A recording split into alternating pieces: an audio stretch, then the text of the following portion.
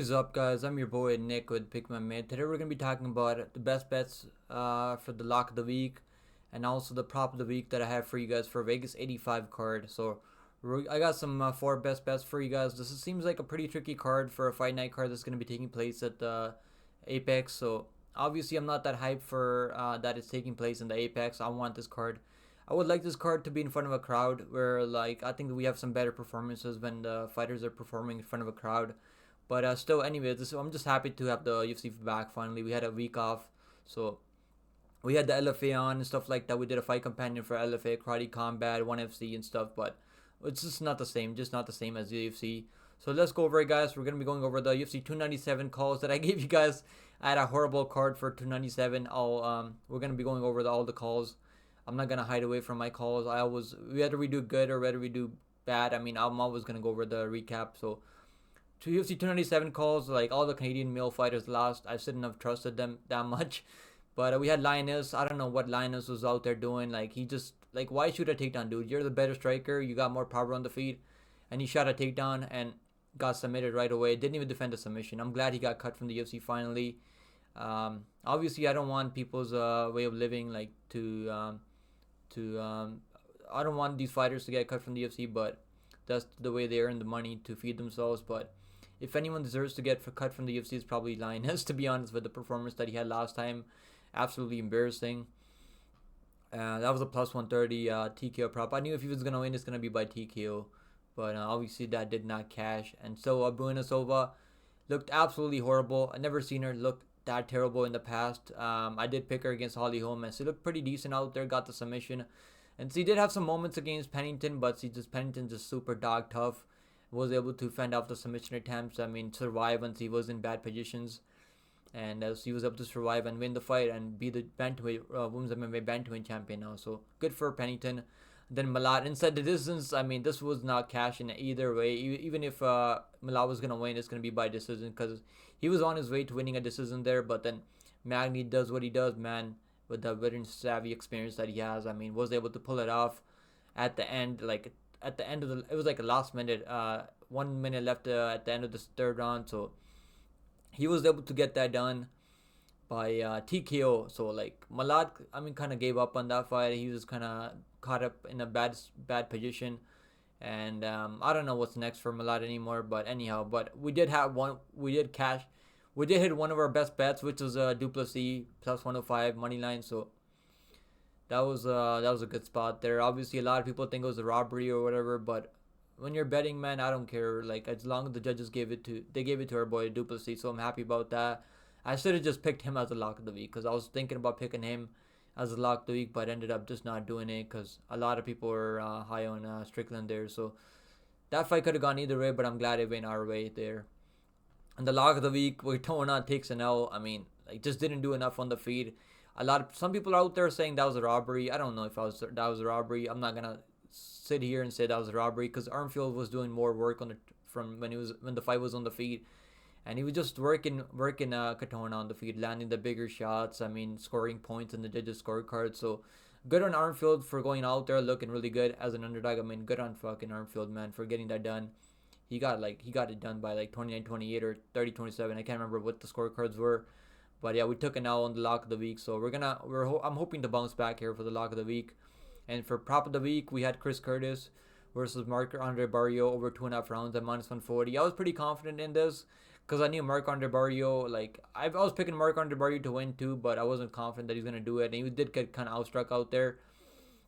And the fight stayed mostly on the feet, and like it went the distance, so it went the way I thought it was gonna go, and Chris Curtis was able to win the decision there, so good on Chris Curtis. But we did cast the prop of the week, so I'm happy about that. But overall, pretty horrible calls for UFC 27. Let's bounce back here. Let's freaking bounce back here. So guys, for lock of the week for UFC Vegas 85 is gonna be our boy Marco Medeiros. Man, I'm taking this guy. I'm believing in his hype. I think his hype is warranted. Now he is coming into this fight as a favorite. I mean, he opened his money line opened up at minus 225. That was a little bit too high, I guess. I mean, I wasn't gonna put him as a lock of the week at minus 200 or minus 180 even, like, or 2-1. But now that the money line is coming down, I mean, a lot of people are betting Quinones out there. I get it. He looked pretty decent out there against Haqparast, but still lost the fight. I mean, he put up 140 significant strikes. But I think Medeiros can mix some takedowns. He seems like the more physically stronger guy. I think he's going to be more physically stronger out there. And I've seen him mix some takedowns in regional MMA when he's fighting outside the UFC. And I picked him against Isai Isakov, and he went out there, and Isakov was known as a Russian grappler, and Isakov was over 2-1 over Marco Medeiros, and Marco Medeiros was able to chip away at the leg with the leg kicks and break him down, and then he caught him with the knee as Isakov was coming in for a takedown and absolutely put him out. So Isakov has fought at 170 in the past, so if this guy can put him out at 170, who's the guy as big as Isakov who could be fighting at 170, to be fair, I think he can land the bigger shots. I don't know if he's gonna knock out Quinones. I was picking him by knockout early on, but the more I think about it, I think this fight could go the distance. To be fair with you guys, man, I do think this fight could go the distance. Marco Medeiros is gonna be landing the bigger shots. I think he's gonna be ripping the leg kicks, landing body kicks, landing some knees in the clinch, mixing in some takedowns when he needs to. So I like Marco Medeiros here. I like the money line a ton. There's not a lot of fighters that I'm confident in. I am confident that Marco Medeiros will go out there and get it done for us. And minus 140 for the money line is absolutely, it's decent. I think. I mean, it might even go down even further. I mean, might be able to get Marco Medeiros at minus 120, like minus even money. I mean, so which is why I like him here as a lock of the week.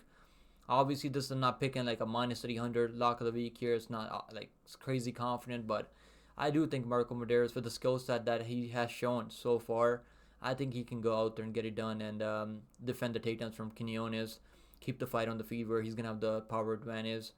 And I think he's the more versatile striker than Quinones. We saw Quinones get submitted on the Ultimate Fighter by, who did he get submitted by? I can't even remember. He got Jason Knight. I think Jason Knight submitted him on the Ultimate Fighter. So I do like Medeiros here as a lock of the week. We're gonna rock with our boy Marco Medeiros for a lock of the week. Let's freaking go, Marco. Next up, guys, we're gonna move on to the best bets. Make sure you guys hit the like down below if you guys appreciate the content, daily grind. We do daily live streams, and make sure you guys come hang out with us if you guys have never seen my live streams before. We have a ton of fun talking about MMA. Let's move on to the best bets now, guys. First best bet on the card is gonna be none other than my girl Natalia Silva. I think she's gonna go out there and outstrike Araujo. I don't think Araujo is going to have much success with the wrestling. She might be able to get 1 or 2 takedowns, but I don't think she's going to be able to do enough from top position. I don't think she's going to be able to get into mount or anything like that, or go for submissions. Even if she is able to get Silva to the ground, which I don't think is going to happen. I think Silva is going to be able to outstrike her the way she was outstriking Andrea Lee last time. I did have it in parlays last time, and I'm confident that Silva's going to go out there and win a decision. I think Araujo is very tough and durable. I don't think she's going to submit Araujo unless Araujo suits desperate takedowns and gets caught in the submission, which obviously could happen. I mean, Silva does have some nasty submission game, but that's unlikely. I think Araujo is going to be willing to collect her paycheck and lose a decision there. I think there's a 10-year age gap also, which I like for Natalia Silva.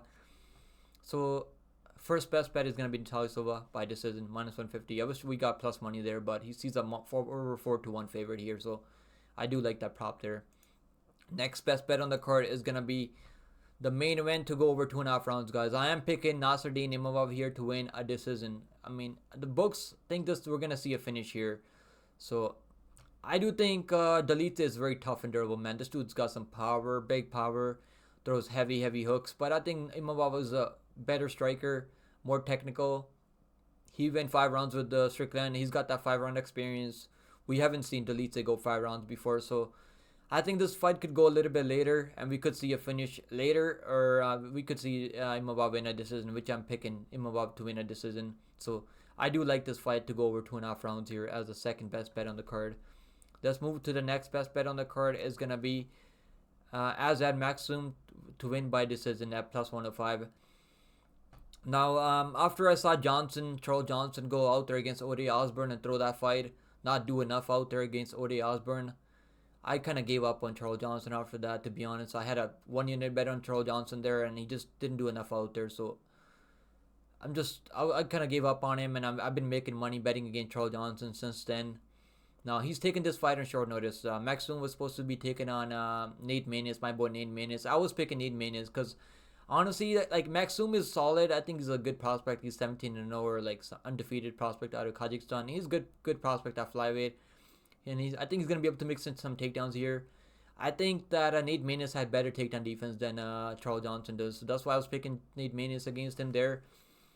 But the more I think about this fight, I think Maxim is going to be able to mix in those takedowns. He's the one coming into this fight on full camp. And he had a tough debut against Tyson Nam. Tyson Nam has 10 of power. I don't think Charles Johnson has the fight-ending power like Tyson Nam.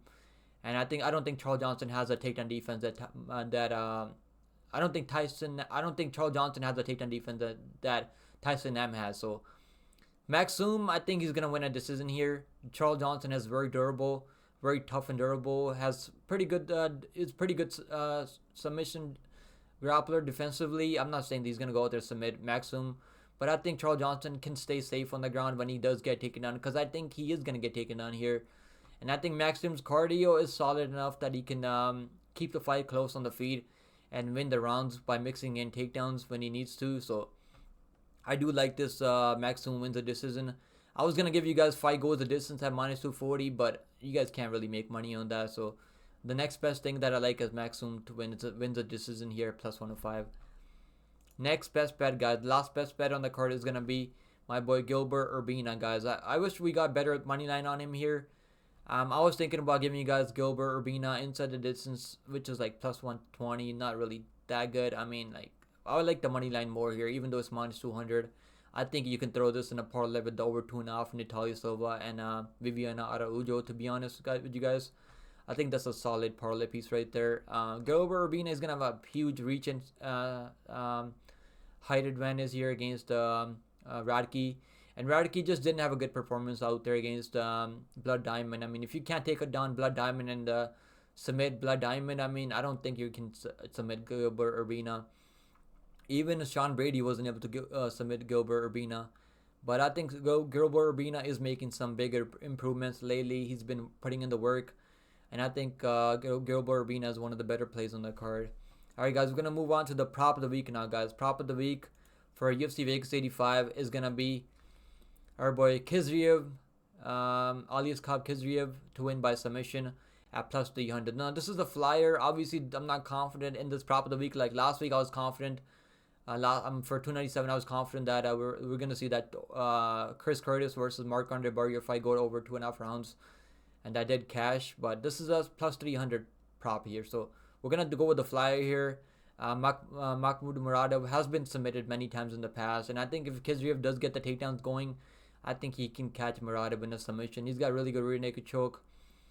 And he's really slick on the ground. So I do think that Kizriev is going to be mixing in those takedowns when he needs to. Because if this fight stays on the feet, man, Muradov is live to get a finish or like knockout or something. Because Muradov does have a ton of power. But if Muradov wins, it's probably going to be a decision. Because I think Kizriev is a tough dude, man. He's got a good chin on him too. Dennis Luden did crack Kizriev early on. But I don't know what Kizriev has been doing.